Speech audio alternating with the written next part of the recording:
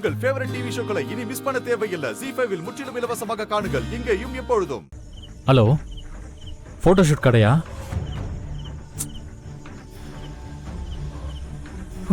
என்ன வள்ளி, ஐயா பாத்தீங்களா?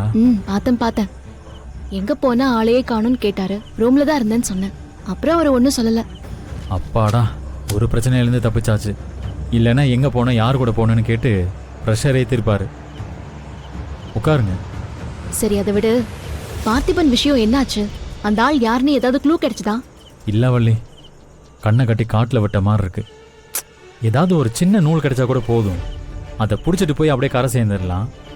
ஆனால் இங்கே தான் ஒரு பிடிமானமும் இல்லாமல் இருக்கே. அந்த பிரிண்ட் அவுட்டை கூட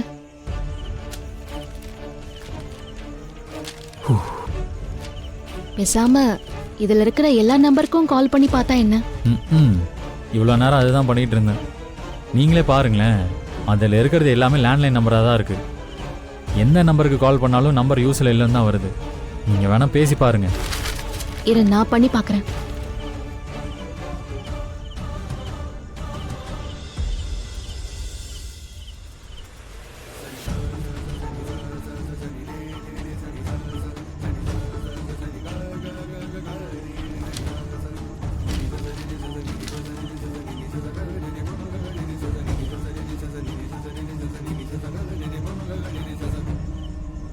வேலா, எந்த நம்பரும் யூஸ்ல இல்ல. நான் தான் சொன்னேன்லங்க, இது வேஸ்ட்னு.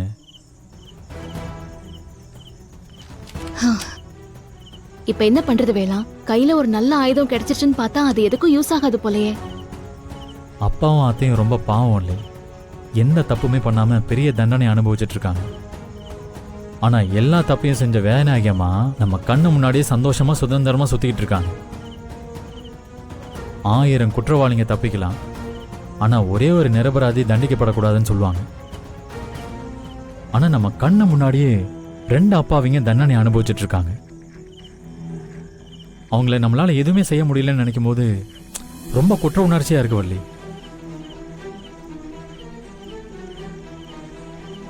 வேலா, நீ ஒன்னும் கவலைப்படாத. கண்டிப்பா ஏதாவது பிடிமானம் கிடைக்கும். மாமாவை அந்த பழியில இருந்து வெளியில கொண்டு வந்துடலாம். இல்ல வள்ளி, 25 வருஷமா கிடைக்காத ஆதாரமா இப்ப கிடைக்க போகுது. இந்த சின்ன போட்டோ பிட்டு கிடைச்சதும் எல்லாமே முடிஞ்சு போச்சு. அப்பாவை ஈஸியா வெளியில கொண்டு வரலாம்னு நினைச்சேன். ஆனா இது ஒண்ணுமே இல்ல, வெறும் பேப்பர்னு தான் நினைக்கும் போது வெறுப்பா இருக்குங்க.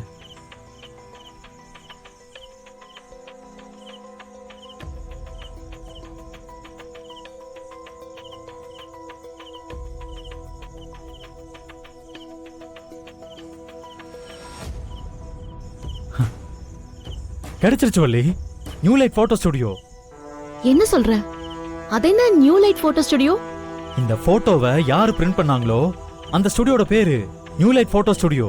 இதோ அங்கதான் அதை பிரிண்ட் பண்ணாங்க. ஐயோ, ஆமா. சரி, அந்த லிஸ்ட்ல பார்த்திபன்கிற பேர்ல யாராவது ஸ்டுடியோ வச்சிருக்காங்களான்னு பாரு.